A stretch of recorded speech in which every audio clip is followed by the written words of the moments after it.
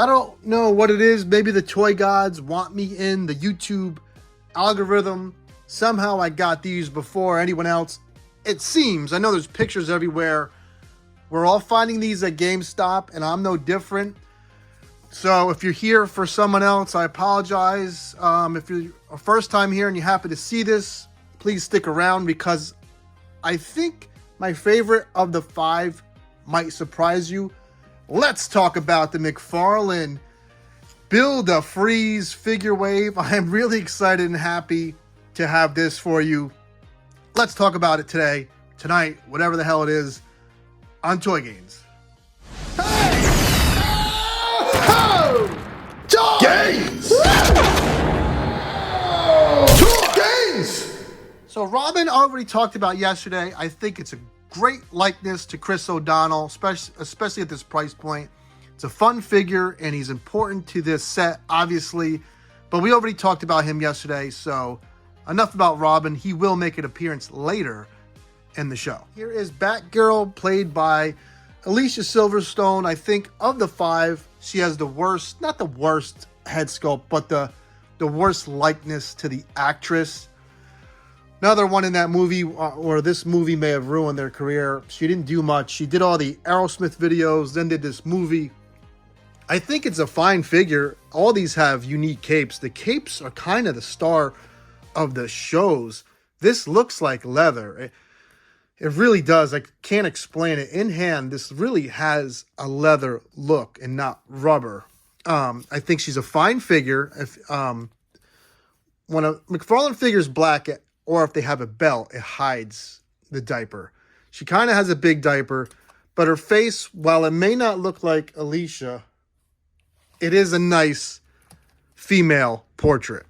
And there's not really much to say about her, other than the cape is very nice. The hair looks good. I like the figure. She's certainly my least favorite of the 5, though. So next we'll talk about Clooney.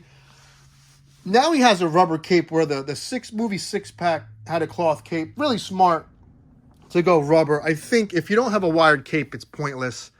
A nice attempt, though, and I appreciate what McFarlane did with that. Needs to be wired.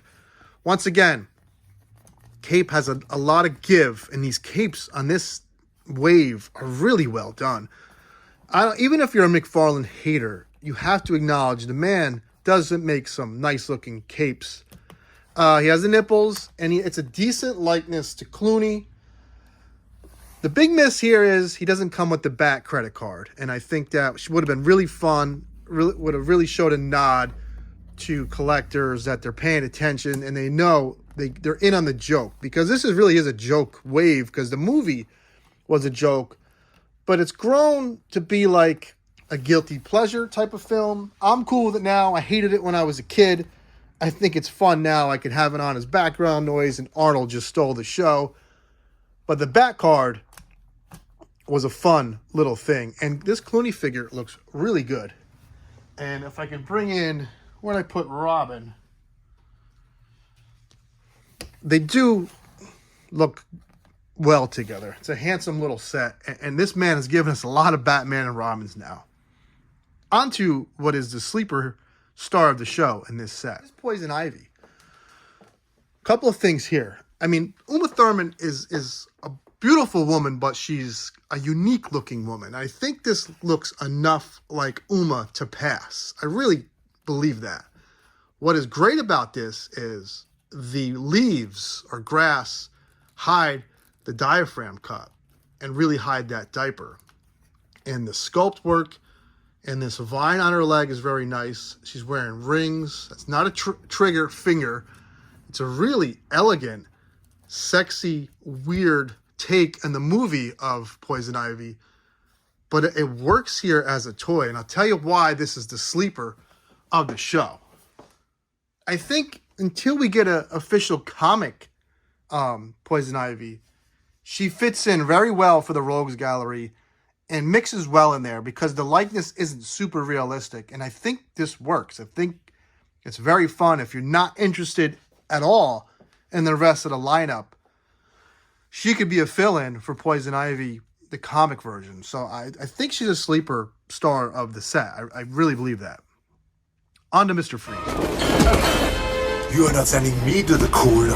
Freeze is really fun. I know people have already said that the metal looks cheap, and there's no denying that. The gun does feel cheap. But I think if you put a wash or you dry brush metallic over this, listen, if you're not getting into customizing, at least painting your figures, you're missing out on part of the fun in collecting toys, is making them truly your own. I don't think that's a big deal. I think it could be fixed. There needs to be contrast, needs to be punched in.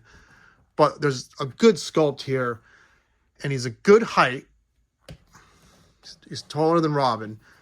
I think this Arnold head, and I will have pictures of all the heads. The Arnold head here is a better painted face, but you can't tell me that the McFarlane doesn't look more like Arnie than the Super 7 Conan.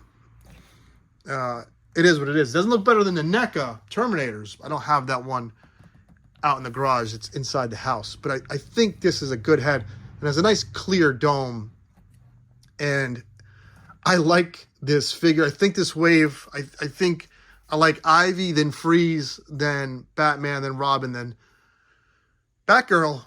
It's 2023. This movie wasn't very popular, and McFarlane has given us this wave. Is something probably will never happen again. I know Hot Toys did Batman and Robin. I don't think they'll do a Freeze.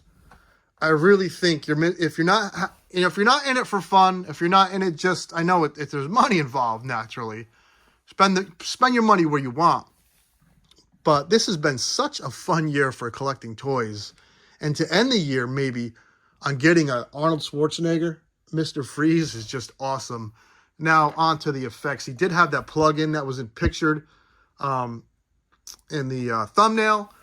I'll show you something else, and I'll just have my final thoughts. No credit card, but one of the lines of the movie, which I will play now. Stay cool, bird boy. It's cool, no pun intended. It was a nice little nod to one of the scenes in the film. So that was very, very smart of them to have something from the film be done in like effect form. Here's just an odd thing. He has given us a comic style Freeze, a new comic style weird comic book iteration of Freeze, Arnie movie Freeze, and he also made the 66 Batman Freeze, which I have packed away. I started the year with 0 Mr. Freeze figures. I now have 4, which is pretty strange. I also have the Mezco one, but it's a different line. I think this wave, do I think it's a knock it out of the park home run? Do I think it's going to sway McFarlane haters? Probably not. Do I think it's a nice little gift for someone who, you might have that quirky family member that loves weird oddball movies? I think go for it. Get it for them. If you're a DC fan, you get that Poison Ivy that will fill in for a comic Ivy. I think other than that, the thing that stinks is if you don't like the other ones and you like Freeze, you have to buy all of them. And I think the Freeze overall, despite the kind of dull paint job, I think he's a really fun figure. Hope that, hope that scratched the itch for everything you need to know about this wave. Take care, have fun. Please subscribe. Please comment. Please engage. This has been the year's not over. I have about 10 more figures I'm waiting on. I'm going to another big toy show. But I got to tell you guys, I started this channel back in January, and it's been a fun ride so far. It's not going to end, and I really appreciate all the kind words and all the engagement, and it's really been fun. I like collecting toys, and I like talking about them. And when I get that dialogue back and forth, and we're vibing, it means a lot. So that's all I'm going to say before I hit the road. All right? Till next time.